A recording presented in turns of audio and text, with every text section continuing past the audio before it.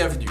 Si la vidéo que vous allez voir aujourd'hui est susceptible de toucher ou d'intéresser l'un des vôtres, l'un de vos proches ou l'un de vos amis, n'hésitez surtout pas à la partager. Vous trouverez toutes mes autres vidéos sur ma chaîne YouTube.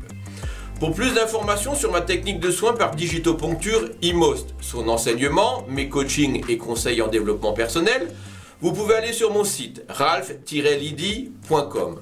Vous pouvez également me suivre au quotidien pour des informations santé et coaching sur les réseaux sociaux, Facebook et Instagram. Passez une bonne journée, prenez soin de vous. Aujourd'hui, je vais vous expliquer les relations, ce qu'on appelle mère-fille au niveau des méridiens d'énergie.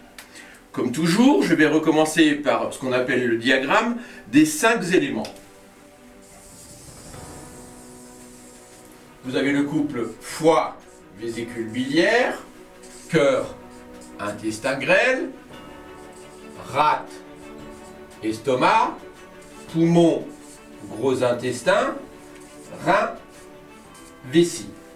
Et l'énergie tourne dans ce sens-là, ce qui veut dire que chaque organe vient alimenter le suivant. Le foie contrôle la rate contrôle le rein contrôle le cœur contrôle le poumon et le poumon contrôle le foie. Ces fonctions énergétiques en fait permettent de découper les pathologies selon une autre logique. Lorsque nous avons un foie qui présente des symptômes, plusieurs origines de pathologie s'ouvrent à nous.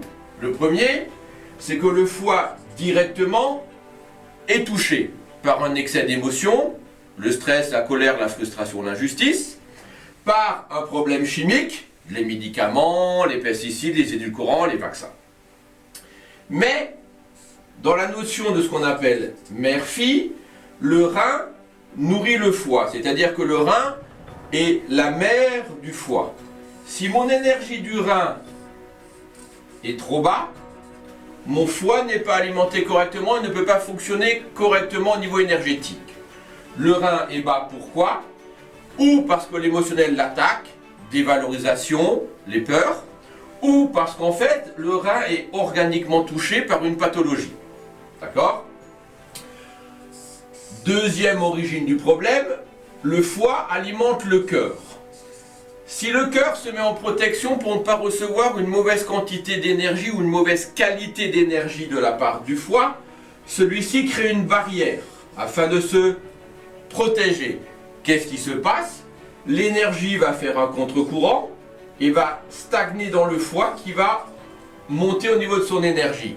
Nous avons donc bien un système pathologique du foie, mais dont l'origine se trouve en fait sur la protection du cœur. Donc, troisième possibilité de maladie. Quatrième, si mon poumon est faible, ancienne pneumonie, pathologie actuelle, émotionnelle, notamment la tristesse et les séparations, mon poumon ne contrôle plus correctement mon foie. Ce qui veut dire que mon foie va être en défaillance, non pas parce que le foie a un processus pathologique, mais parce que le poumon est en faiblesse. Donc, pour faire une synthèse, lorsque nous avons un organe en pathologie, nous avons au minimum 4 causes à tester et à aller voir pour déterminer en fait ce qui fait que l'organe en lui-même fonctionne mal. Ce qui veut dire que vous pouvez avoir des lombalgies qui ne sont pas forcément dues au méridien du rein, vous pouvez avoir des migraines qui sont dues au cœur, ou vous pouvez avoir en fait des crises d'asthme qui sont liées en fait à un poumon qui est faible. Parce que le foie ne fait pas son travail non plus. Donc tout ce système-là entraîne une réflexion quand le patient arrive. C'est-à-dire que ce n'est pas parce que le patient présente une symptomatologie sur la rate que le problème vient de la rate. La rate peut être embêtée à cause du cœur, à cause du poumon en contresens, ou dans le sens où le foie ne contrôle pas la rate. Ce qui veut dire qu'en fait que la pathologie qu'exprime le patient n'est pas forcément l'organe qui est en faiblesse. Voilà, passez une bonne journée, prenez soin de vous.